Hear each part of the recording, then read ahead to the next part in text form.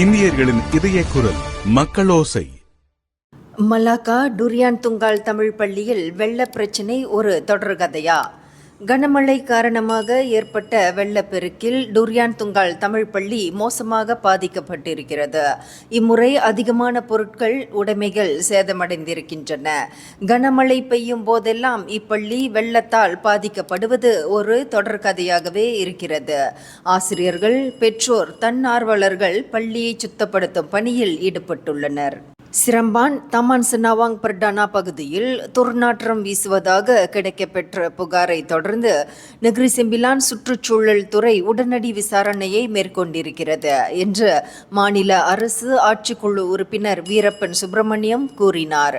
கள ஆய்வில் துர்நாற்றத்திற்கான ஆதாரம் ஏதும் கிடைக்கவில்லை.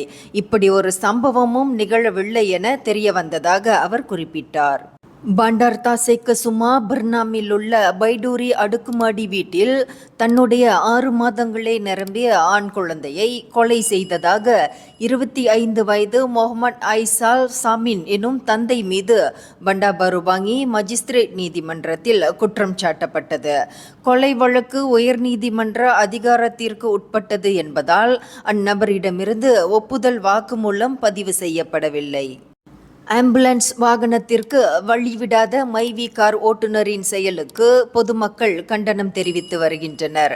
ஒரு நோயாளியை ஏற்றிச் சென்ற அந்த ஆம்புலன்ஸ் வாகனத்தை அந்த மைவி கார் ஓட்டுநர் வழியை மறித்தபடி சென்றார்.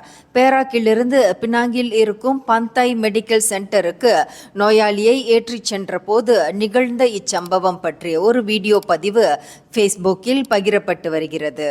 வேலையிடத்திற்கு மோட்டார் சைக்கிளில் சென்று கொண்டிருந்த இளம் பெண்ணிடம் நடத்தப்பட்ட வழிப்பறியால் அப்பெண் அதிர்ச்சியில் உறைந்து போயிருக்கிறார்.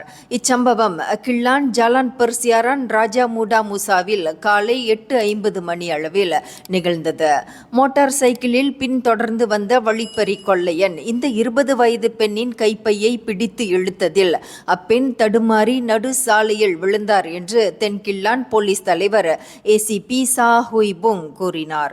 நாட்டில் கூட்டுறவு துறையை உச்சத்திற்கு கொண்டு செல்லும் ஆற்றல் PhD பட்டதாரிகளுக்கு உண்டு என்று தொழில் முனைவோர் மேம்பாடு கூட்டுறவு துறை துணை அமைச்சர் டாக்டர் ரமணன் ராமகிருஷ்ணன் கூறினார். நாடு முழுவதும் தற்போது 15,000 கூட்டுறவு கழகங்கள் உள்ளன. இவற்றின் உறுப்பினர் எண்ணிக்கை 70 லட்சம் பேர். உடல் உழைப்பு தொழிலாளர்கள், சுய தொழில் வர்த்தகம் செய்பவர்களுக்கு கூட்டுறவு கழகங்கள் அத்தியாவசியமான ஒன்றாக இருக்கின்றன என்று அவர் கூறினார்.